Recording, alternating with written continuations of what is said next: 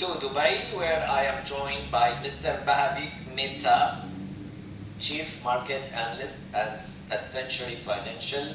Mr. Bhavik, thank you so much for joining us. The rally we have seen in Asian markets in the last three sessions, including today's sessions, is supporting or is supported by the news about exiting the Euro COVID policy, but nothing is certain about those measures and how the exit from zero COVID policy will happen. Do you think the markets will remain in a state of caution until things are clear, or do you think the attractive valuations of those shares and indices compared with their global peers will be the major driver for them? Right. So the current rally that we are seeing across most of the Asian indices, including Hong Kong and select China tech stocks, is based on the assumption that China will, in a way, completely exit from the zero COVID policy.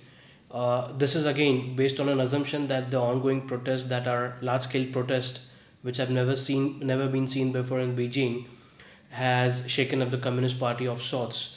But again, it's too early to say that China will definitely go away from the zero COVID policy.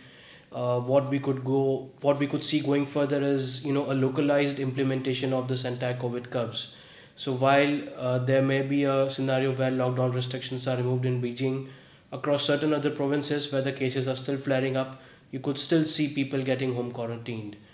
As far as the rally is concerned, I'd say the investors are likely to turn more cautious.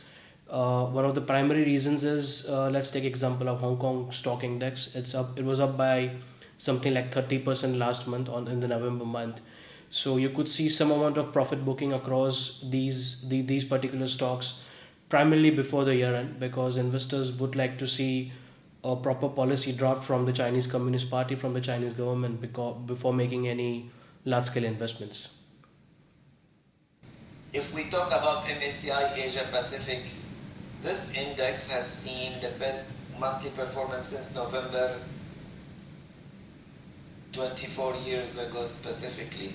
Right. Do you think those big jumps are having or might have a positive impact on sentiments, although there are many weaknesses in the fundamentals of Chinese economy? We have seen also in Asian markets, we have seen numbers of the different numbers, the Asian PMI numbers, and those data which show clearly that most of those economies are in contraction, dropping below 50, which separates expansion from contraction. Between those fundamentals, which are quote unquote negative, and market moves on the other hand, do you think this divergence or this dichotomy will continue in the coming days? Definitely, the Asian investors specifically are likely to ignore any negative set of macro data that is coming out of China. The entire rally in Hong Kong stocks and the Chinese tech stocks is based on the assumption that the China is going to come out of the disastrous shadows of the zero COVID policy. So going forward, we see a strong case of the rally in these stocks, primarily based on the assumption of China getting away from its zero COVID policy. Not so much based on the Chinese economic data, but definitely on the strong assumption of China losing the curbs on the economy big time. Supporting stimulus packages like what? And what level? Because we know monetary policies have been supportive. Right. Uh, Recently, we heard about triple R being reduced in China reserve ratio. We have seen many fiscal support packages by the authorities in China to several sectors. Even at the market level, we have seen lifting restrictions on trading certain shares, especially real estate shares. So many measures are taken now. So what is additional support that can be given by Chinese authorities now?